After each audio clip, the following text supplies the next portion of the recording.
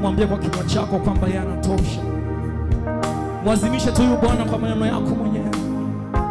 Mwazimishe tu huyu Bwana kwa namna ambavyo ametosha kwenye maisha yako. Kwa namna ambavyo amefanya kwenye maisha yako. Kwa namna ambavyo anafanya hata kwenye kazi yako. Kwa namna ambavyo anafanya hata kwenye biashara. Kwa namna ambavyo anafanya hata kwa ajili ya ndugu zako. Kwa namna ambavyo huyu Bwana anafanya hata kwa ajili ya kanisa hili. Kwa namna ambavyo Bwana anafanya juu ya watumishi wake ambao wameweka mahali hapa. Kwa namna Bwana anavyofanya juu ya hizo kazi za mikono zetu. Mwambie tu yeye Bwana, mwambie kwamba anaweza. Mwambie Bwana unatosha. Mwambie Bwana unatosha. Mwambie Bwana unaweza. Mwambie Bwana unaweza. Sio kwa akili zangu, wala sio kwa nguvu zangu, wala sio kwamba mimi ni mjanja sana. Lakini najua kwamba ni wewe Bwana unayetosha. Ni wewe Bwana unayeniwezesha. Ni wewe Bwana unayetuwezesha. Rese kata. Jesus. Jesus. Jesus. Jesus. Jesus. Jesus. Jesus. Mkitu kwa kinywa chako. Anapenda kusikia sauti yako. Anapenda kusikia sauti yako. Unavyotamka kuna vitu vinatokea. Unavyotamka kuna hatua inazaliwa mpya. Unavyotamka kuna nguvu katika kutamka. Kuna nguvu katika kutamka. Kuna nguvu katika kutamka. Yes. Kuna nguvu katika kutamka. Tamka. Tutakaolifungua duniani na mbinguni limefunguliwa. Utakaolifunga duniani na mbinguni limefungwa. Reseke takataka na yasaka. Yes. Yes. Yes. Yes. Yes. Yes. Yes. Sikio lake sio zito. Sikio lake sio zito. Sikio lake sio zito. Mwambie Bwana, mwambie Bwana. Mwambie Bwana kwa kinywa chako. Hayo malango ya kuzimu. Hayo malango yale kushikilia. Hayo malango. Huo uvivu katika kufunga. Huo uvivu wa kuomba. Mwambie Bwana niondolee. Yes. Yes. Yes. Hiyo kiu ya kutamani kukuona zaidi Bwana. Hiyo kiu ya kutamani kutembea na moto wako zaidi. Huo moto usiozimika. Huo moto usiozimika. Huo moto usiozimika. Yes. Yes. Mwambie Bwana, mwambie Bwana. Mwambie Bwana, mwambie Bwana. Tunahitaji zaidi ya hapo. Tunahitaji zaidi ya hapa. Tunahitaji zaidi ya hapa. Tunahitaji hatua zaidi. Tunahitaji hatua zaidi. Hatua mpya, hatua mpya. Utembee na moto wake. Utembee na nguvu zake. Utembee na nguvu zake. Utembee na neno lake. Mwambie malango yangu yafunguke. Hayo malango ya kazi. Malango ya uchumi. Huo ugonjwa tunaujia kwa jina la Bwana. Niambie na kujia kwa jina la Bwana wa majeshi. Niambie na kujia kwa jina la Bwana wa majeshi. Niambie. Wao wanataja magari. Sisi tunalitaja jina la Yesu. Wewe utasa na kujia kwa jina la Bwana. Wewe ugumba na kujia kwa jina la Bwana. Kazi yangu, familia yangu, watoto,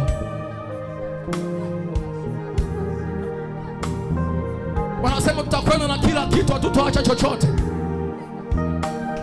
Hatutaacha chochote, hatuachi kitu.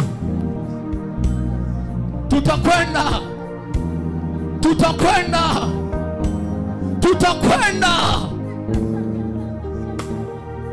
Tunakwenda na uzao wetu, tunakwenda na vizazi vyetu, tunakwenda na vizazi vyetu, tunakwenda na vizazi vyetu. Hatuachi kitu, hatuachi kitu.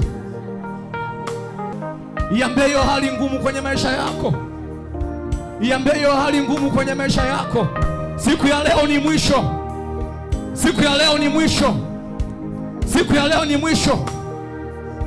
Siku ya leo ni mwisho. Siku ya leo ni mwisho. Jesus. Thank you, Holy Spirit. Thank you, Jesus Christ. Thank you, Bwana. Tuseme nini tena Bwana? Tuseme nini Bwana? Wewe unafanya zaidi hata tuombavyo. Unatenda zaidi hata Bwana tulivyofikiria.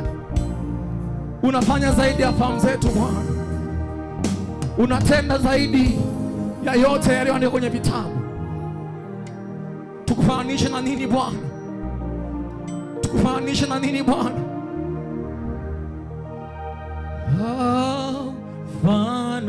Haufananishwi na kitu kingine. Haufananishwi na kitu. Unafanya mambo ambayo mwanadamu hawezi kufanya. Unatoa faraja ambayo mwanadamu hawezi kuitoa. Wewe Bwana hufananishwi na chochote. Hafananishwi na chochote huyu Yesu. Hafananishwi na chochote. Unatoa faraja. Anatoa faraja ambayo mwanadamu hawezi kuitoa. Yes. Anatoa faraja ambayo mwanadamu hawezi kuitoa. Anatoa hiyo amani. Hafananishwi na chochote.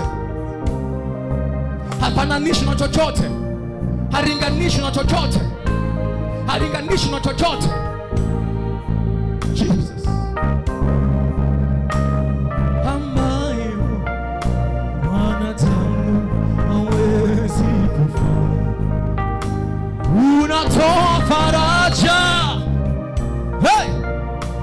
Mwanadamu ni nani aitoe hiyo faraja? Fedha zako haziwezi kukupa faraja.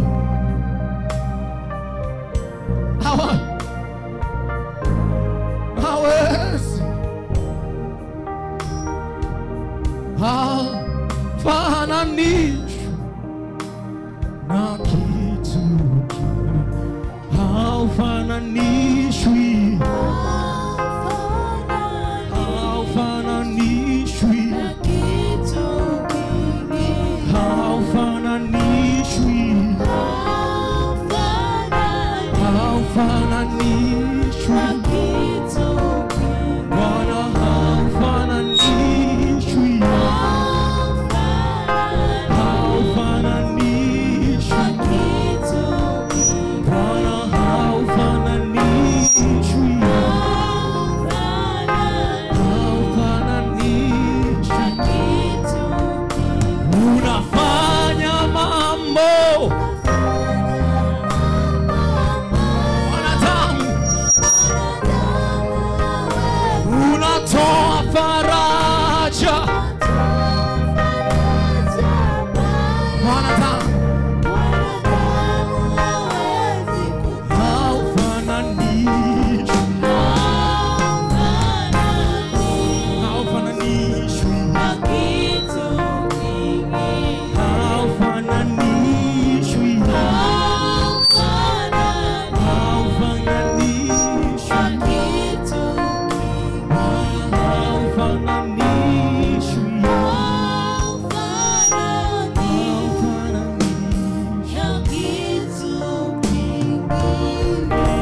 Mshangilie Bwana kwa makofi. Mshangilie Bwana kwa makofi mengi. Unaweza kumshangilia tu zaidi ya hapo. Unaweza kumshangilia tu zaidi ya hapo. Unaweza kufanya tu zaidi ya hapo. Unaweza kushangilia tu zaidi ya hapo. Kwa ajili ya utukufu wa jina lake. Kwa ajili ya utukufu wa jina lake. Amen.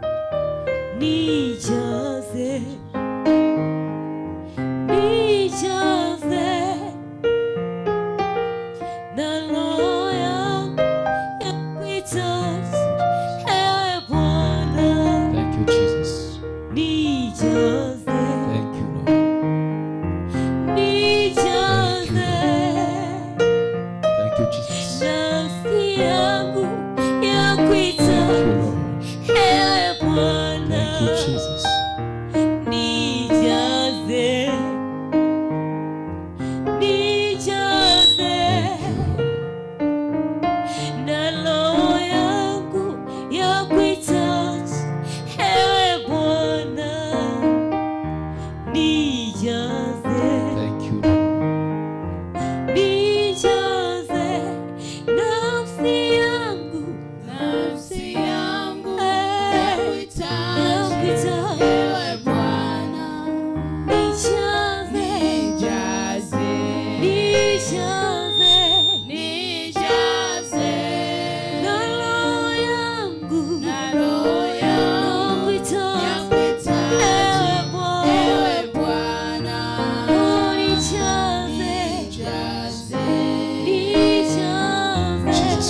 Nijaze, Jesus. Nyosha mikono juu. Uliyekuja na sadaka zaka kimbia mbele, tuombe kwa ajili yako. Na uliyekuja na sadaka ibada, omba kwa ajili ya sadaka, Bwana itakabali na kuitakasa.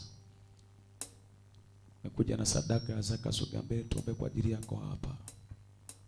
Mighty Father, Baba, katika jina la Yesu aliye hai.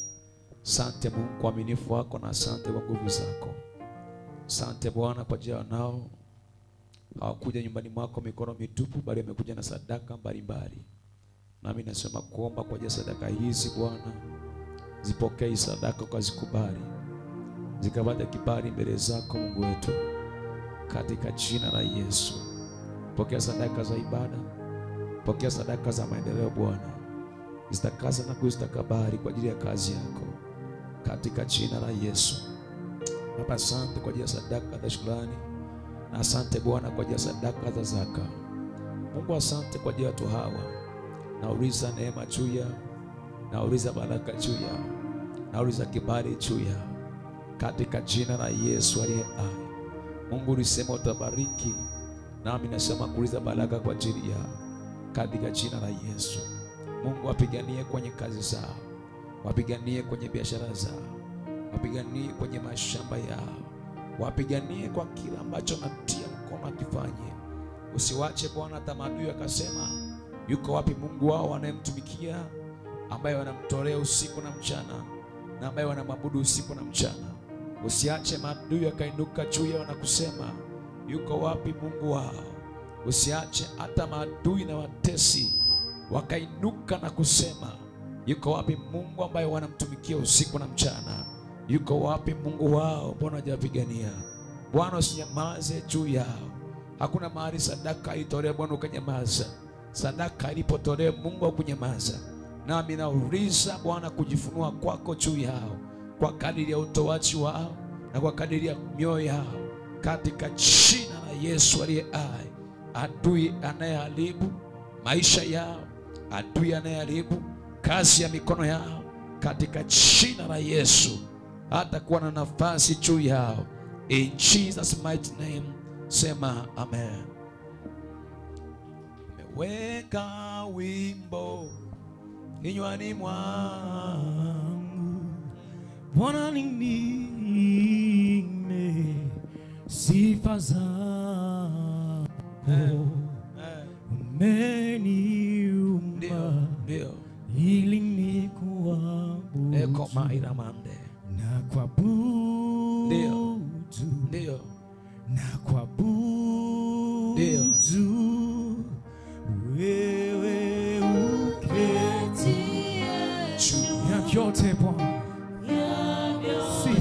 sifa hizi zifike kitini pako. Wimbo huu Bwana, wimbo huu ukawe manukato, manukato, manukato, wewe uketie juu ya vyote, sifa hizi zifike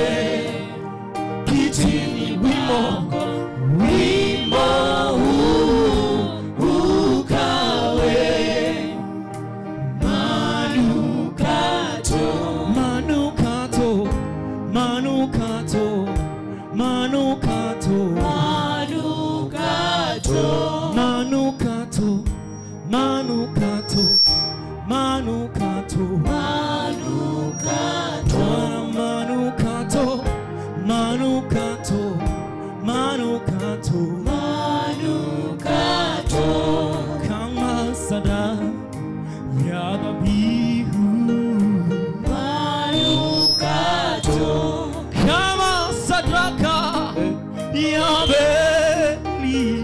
manukato Manukato, manukato, manukato, manukato manukato, manukato, manukato, manukato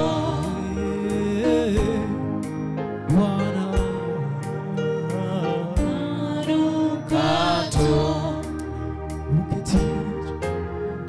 Uke juu ya vyote, sifa hizi zifike kitini pako, wimbo huu ukawe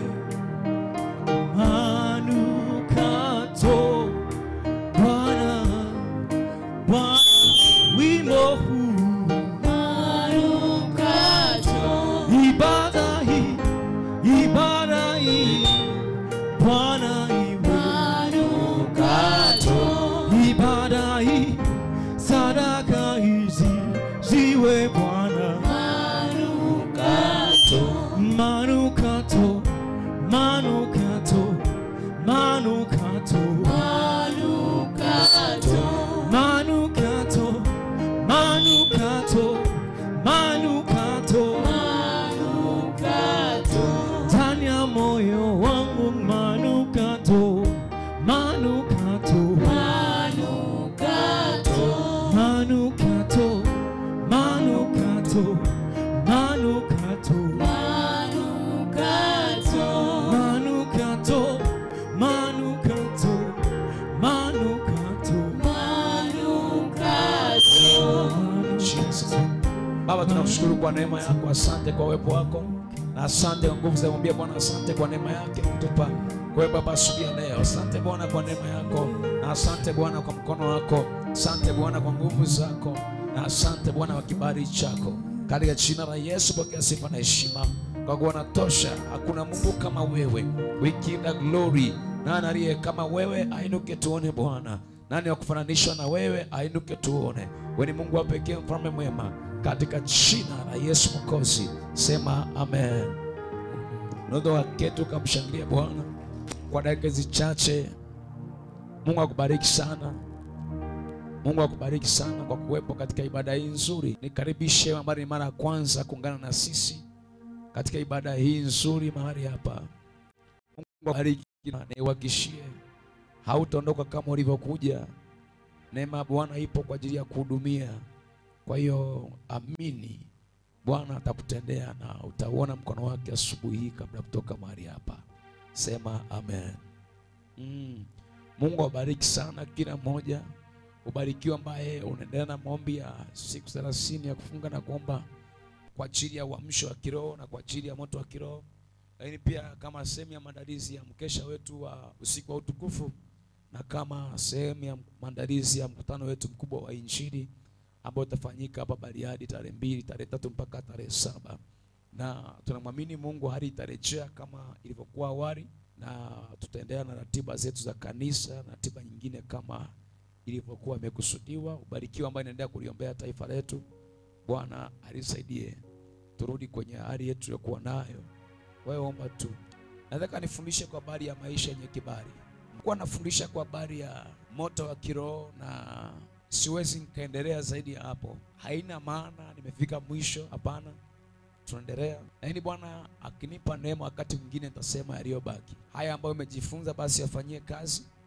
Na kama in case haukuwepo basi hakikisha unapata nafasi ya kupitia YouTube. Hayo masomo yapo, utasikia na Bwana atakubariki. Hakikisha unakuwa mtu wa kujifunza na usiwe mvivu wa kusikia, kwa sababu maandiko nasema mtaijua kweli nayo kweli itaweka huru. Hata tungekuombea namna gani, tukakumagia na mafuta mapipa 12 kichwani, kama haujui neno la Mungu utafunguka leo, utavamiwa kesho. Maisha yako haiwezi katika popote. Kwa ndio maana maandiko nasema na wewe utaijua kweli, na hiyo kweli baada ya kuijua itakuweka huru. Kwa uhuru wetu wa kwanza umefichwa kwenye kujua neno la Mungu na kujua hiyo kweli. Na mimi nikiona mtu anabidi sana ya kuomba, hana bidii ya kusoma neno na kumjua Mungu, ndamuonea bahati mbaya na kuonea huruma. Kwa sababu ukaomba nje ya ukaomba nje ya kanuni na usipate matokeo. Kweli neno la Mungu na kweli ni Yesu mwenyewe.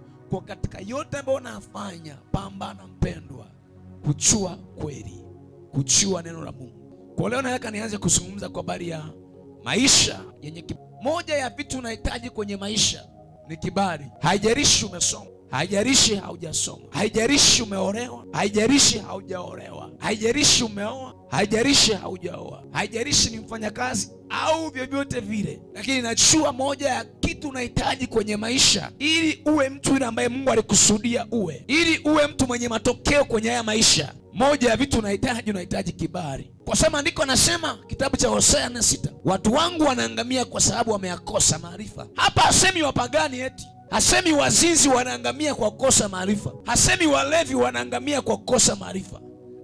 Watu wangu manake waliookoka, waliosafishwa, hawa na wao wanaangamia. Shida maarifa, na maarifa nusu yanaweza sikusaidie kuhakikisha unapata maarifa vizuri. Moja ya vitu unahitaji very fundamental ni kibali. Uwe ni mchungaji unafanya huduma, unahitaji kibali. Uwe ni mwajiriwa kazini, unahitaji kibali. Uwe ni mfanyabiashara, unahitaji kibali. Na adui akisha kamata mlango fahamu au akamata kibali chako, amekamata hatima. Kibali kilichokamatwa ni hatima iliyokamatwa. Kibali ni nini? A simple way, kukubalika machoni pa watu na machoni pa Mungu. Kwa lugha ya jumla, kibali ni neema, favor, unmerited favor.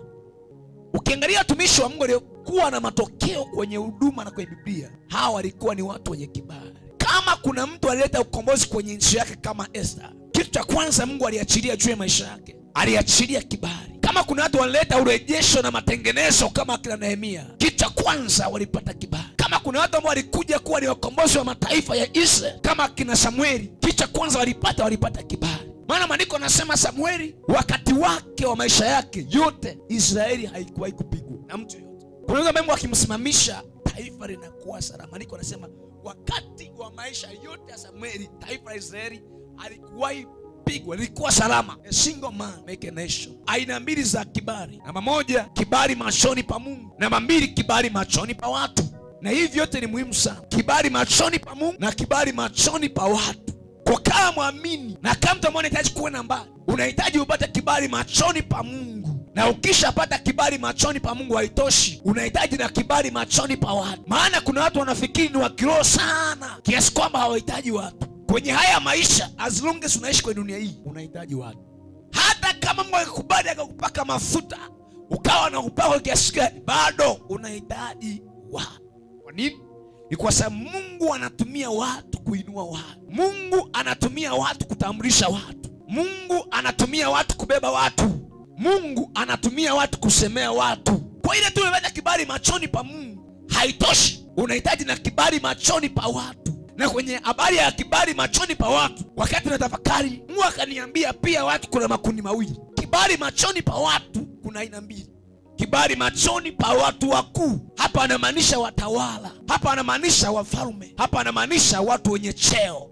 Na kibali machoni pa watu wote. Kitabu cha Mithali sura 3 mstari wa 3 na 4. Rehema na kweli zisifarakane nawe, zifunge shingoni mwako, ziandike juu ya kibao cha moyo wako. Anasema rehema na kweli zisifarakane nawe, zifunge shingoni mwako, ziandike juu ya kibao cha moyo wako. Ndivyo utakavyopata kibali na akili nzuri mbele Mungu na mbele za wanadamu. Anasema so you shall find favor and good understanding in the sight of God and men. Kwenye ule mstari wa 3 nataka upigie mstari neno rehema na kweli. Rehema na kweli zisifarakane nawe. Takuja kurudi kwenye mstari baadaye. Rehema na kweli zisifarakane nawe. Anasema zifunge shingoni mwako rehema na kweli, ziandike juu ya kibao cha moyo wako. Mstari wa ndivyo utakavyopata kibali na akili nzuri mbele na mbele za wanadamu. Kwa tunaona hapa hitaji la kibali. Anasema ndivyo utapata kibali mbele za Mungu. Baada ya kupata kibali mbele za Mungu, ndipo unapata kibali mbele za wanadamu. Na hapo zingatie, cha kutafuta cha kwanza, usitafute kibali mbele za wanadamu kabla ya kibali mbele za Mungu. Biblia haikosei, inaanza na kibali mbele za Mungu. Baada ya kupata kibali mbele za Mungu, geukia wanadamu. Lakini kwanza anzia kibali mbele za Mungu. Huwa nawaambia kwenye maisha, hakisha cha kwanza unawini moyo wa Mungu kabla ya kuwini moyo wa wanadamu.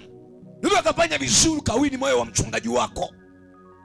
Wewe unafanya vizuri kawini moyo Yaani kibali kwa lugha nyepesi ni kuwini moyo wa mtu. Unafanya vizuri kawini moyo wa mchungaji, ukawini moyo wa mzazi wako, ukawini moyo wa mtumishi, lakini kama haujawini moyo wa Mungu hautafika mbali. Kwa rehema na kweli ni matokeo au ni mlango wa kupata kibali mbele za Mungu na mbele za watu. Samueli wa kwanza 2:26 andiko unasema, na yule mtoto Samueli akazidi kukua akipata kibali kwa Bwana na kwa watu pia. Alianzia kwanza wapi? Kwa Bwana. Baadaye akaenda kwa nini? Kwa watu. Vibali hivi vinahitajika kwa Bwana kwanza, baada ya kwa Bwana kwa watu. Ukifanya vice versa ukaanzia kwa watu ukaja kwa Mungu, you are likely to compromise. Unaweza ukashindwa. Kuna andiko hili linatuonesha upate kibali machoni kwa Bwana kwanza. Baada ya kibali machoni kwa Bwana, ndipo utapata kibali machoni pa watu. Niweke kitabu cha Luka sura ya 2 mstari wa 52. Naye Yesu akazidi kuendelea katika hekima na kimo, akimpendeza Mungu na wanadamu. Kinachotangulia ni mbele za Mungu kwanza, kinachofuatia ni mbele za wanadamu na watu. Usiginao kwamba mimi namhitaji tu Mungu nikisha mpata Mungu, hata nisipoeleweka ofisini basi maana Mungu ananielewa hata watu wasiponielewa sawa. That is not maturity. Huo sio komavu. Biblia inasema hivi, tafuteni kwa bidii kuwa na amani na watu wote, na huo utakatifu ambao hapana mtu atamuona Mungu asipokuwa nao. Tafuteni kwa bidii kuwa na amani na watu wote, wapagani na waliookoka, kuwa na amani nao. Tafuteni kubalika machoni pa watu wote, as long as haumkosei Mungu. As long as mahusiano yako na watu hayakutoi kwenye misingi ya kimungu.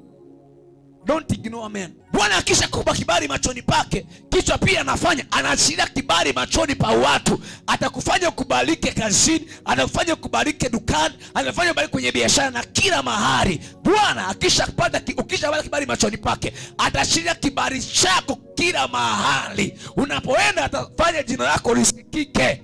Yesu mwenyewe alimhitaji Yohana amtengenezee njia. Yesu wa kwako unayemwabudu alihitaji kutambulishwa na mtu mwingine, alihitaji kuandaliwa njia na mtu mwingine. Yesu mwenyewe unayemwamini alimhitaji Yohana atokezee aandae njia. Sikilizeni, ni sauti ya mtu aliye njiani, itengenezeni njia ya Bwana.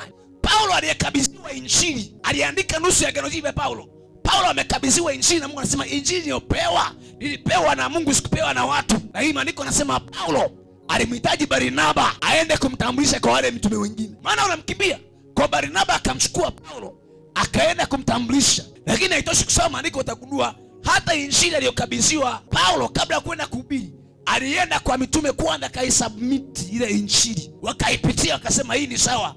Wagalatia sura ya 2 na kwa mfano kidogo, kwa nini unahitaji kibali machoni pa watu? Kuna mahali utakwama. Galatia sura ya 2 mstari wa kwanza. Kisha baada ya miaka 14 nalipanda tena kwenda Yerusalemu pamoja na Barnaba, nikamchukua na Tito pamoja nami. Nami nalikwenda kwa kuwa nalifunuliwa, nikawaeleza injili ile nihubirio katika mataifa. Kwa akaenda Yerusalemu kuwaeleza mitume aliyomtangulia injili anayohubiri kwenye mataifa, lakini kwa faraga kwa hao walio wenye sifa, isiwe labda napiga mbio bure. Lakini Tito aliyekuwa pamoja nami, naye ni Myunani, hakulazimishwa kutahiriwa, bali kwa ajili ya ndugu zangu waongo walioingizwa kwa siri, ambao waliingia kwa siri ili kupeleleza uhuru wetu tulionao katika Kristo Yesu, ili watutie utumwani. Saa moja hatukujitia chini yao, ili kwamba kweli ya injili ipate pamoja, ikae pamoja nani. Lakini wale wenye sifa ya kuwa wanacheo, walivyokuwa vyovyote ni mamoja kwangu. Mungu apokee uso mwanadamu.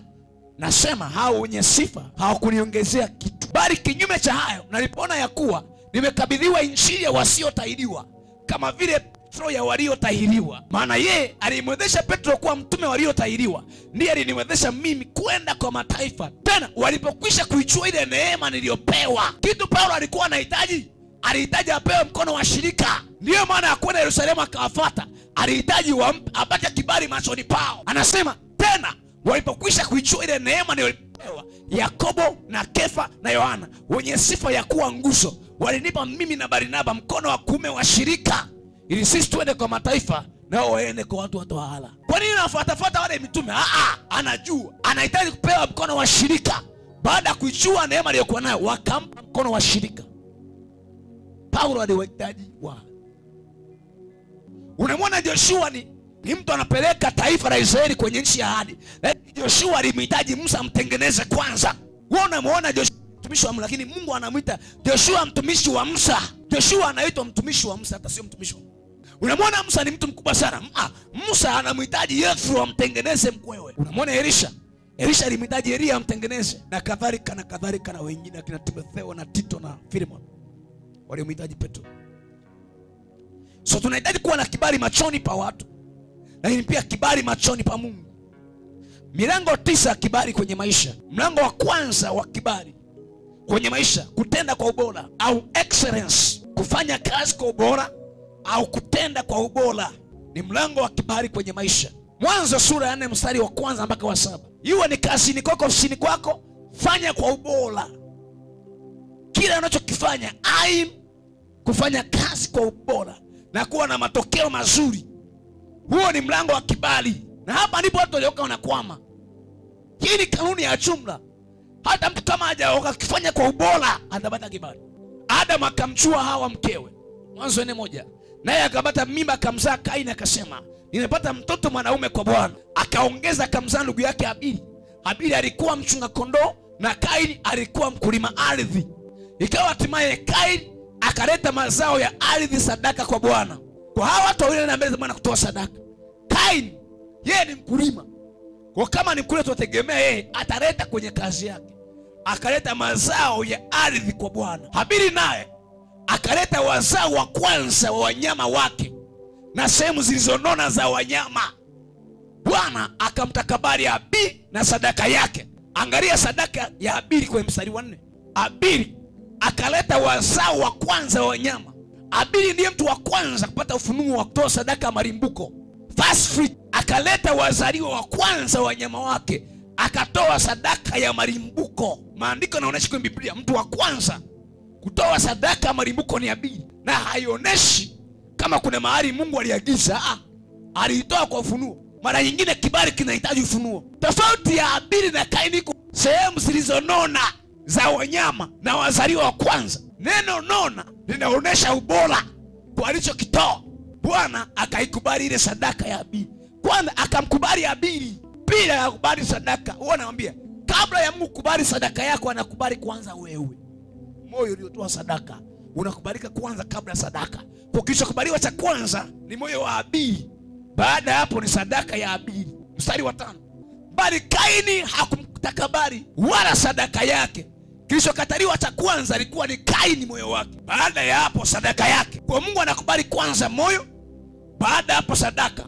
Au anakataa kwanza moyo, baada hapo sadaka. Ndio maana ungeleta sadaka lakini umelazimishwa, umetishwa, haiwezi kawa na matokeo, kwa sababu Mungu kabla apokea sadaka anapokea moyo. Haya, angalia matokeo ya kosa kibali sasa. Kaini aghadhibika sana, uso wake ukakunjamana. Bwana akamwambia Kaini, kwa nini una ghadhabu? Kwa nini uso wako umekunjamana? Haya ni matokeo ya kosa kibali. Watu wakikosa kibali wanajaa ghadhabu ndani. Watu wakikosa kibali wanakuwa na wivu mara nyingine pia. Kama ukitenda vema hautapata kibali. Kwa Mungu anajaribu kumuonesha Kaini shida yake ilipo, na shida ya kosa kibali kwake. Wewe unatenda vyovyote, you are a love giver. Kama ukitenda vema hautapata kibali.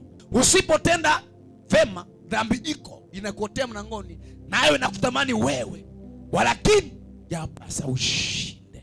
Kutenda kwa ubora kwenye kile eneo la maisha ni mlango wa kibali.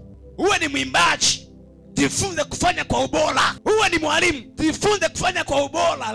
Uwe ni mwinjilisti, ni ubora. Uwe ni mfanyabiashara, jifunze kwa habari ya ubora. Wewe hauna customer care na wateja, unamtibu vyovyote. Au kesho arudi umemloga, au wateja wanakuja, waoneshe customer care, ongea nao vizuri, onesha lugha nzuri, utawajengea kukubali ndani ya mioyo yao. Umeachiliwa kwa mtu, tenda vema, fanya kwa ubora. Ukifanya kwa ubora utapata kibali machoni pa watu. Ni hao sikie leo kwenye nyumba ya mtu, fanya vizuri. Yusufu alipokuwa kwenye nyumba ya Potifa alihakikisha kila kitu kimekaa kwenye mpangilio wake mzuri. Kwa yule baba bwana wake akija anamwambia, mbona kile ukifanya kinaenda sawa sawa? Akawa anamwongeza viwango. Kibali kitakuinua zaidi, kibali kitafungua milango zaidi, kibali kitakupa kuaminika zaidi. Haleluya! Umeachiliwa kwenye ofisi ya watu, fanya kazi kwa ubora. Weka mahesabu vizuri ya kazi sawa sawa. Hakuna mtu anafanya kazi kwa ubora akosa kibali. Hata kama ni ofisini, hakuna bosi ambaye anahitaji mtu ambaye atamweka lakini haeleweki. You don't deliver, hauna output. Hata tungeomba namna gani, utapata kazi, utafukuzwa kesho, utapata nyingine, hauta deliver. Dunia inatafuta watu wenye ubora.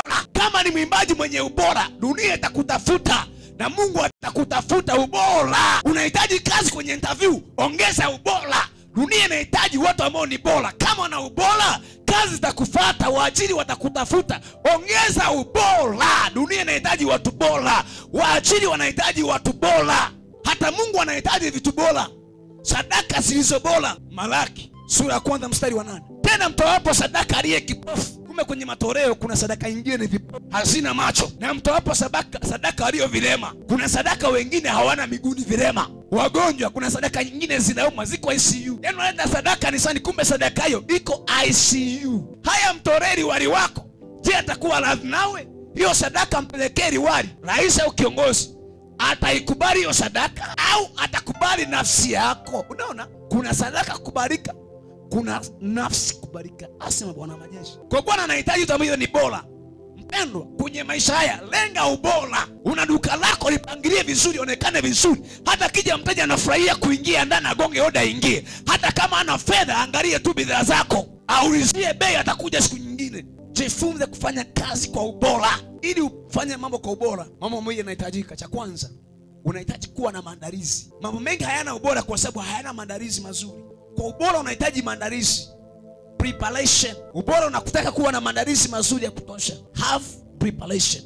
Namba 2, unahitaji kujifunza. Ili ufanye kazi kwa ubora, unahitaji kujifunza. Leni ni mwimbaji, unataka utoke, angalia waliotoka wanafanyaje. Ni mhubiri, ndio tunaanza kama hivi. Leni jifunze.